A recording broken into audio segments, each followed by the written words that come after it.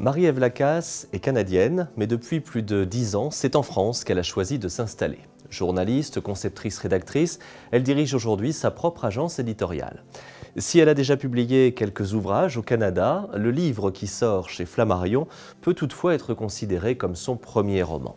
Avec Peggy dans les phares, Marie-Ève Lacasse nous raconte la relation sincère mais tumultueuse entre deux femmes, mais pas n'importe lesquelles, Françoise Sagan et Peggy Roche. Pendant près de 20 ans, presque secrètement, ces deux femmes se sont aimées passionnément, envers et contre tout. Et à la mort de Peggy Roche en 1991, Françoise Sagan entama sa descente aux enfers. Si chacun connaît Françoise Sagan, le charmant petit monstre de la littérature française, Peggy Roche reste un mystère.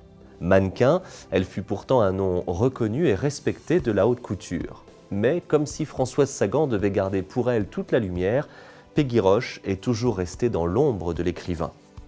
Avec pudeur et sensibilité, alternant les points de vue et les époques, Marie-Ève Lacasse restitue parfaitement l'univers de ces deux femmes d'exception, ce que fut leur histoire et leur amour. Ce premier roman de Marie-Ève Lacasse est parfaitement maîtrisé, et si l'auteur reconnaît ne pas avoir cherché à écrire une biographie ou à retranscrire la réalité, tant les zones d'ombre restent nombreuses, elle explique dans les dernières pages les raisons qui l'ont poussée à écrire ce livre et les appuis dont elle a bénéficié pour coller au plus près de la réalité des protagonistes, tout en inventant les scènes qui se déroulent devant le lecteur. Denis Westhoff, le propre fils de Françoise Sagan, a d'ailleurs lui-même encouragé le projet de l'auteur.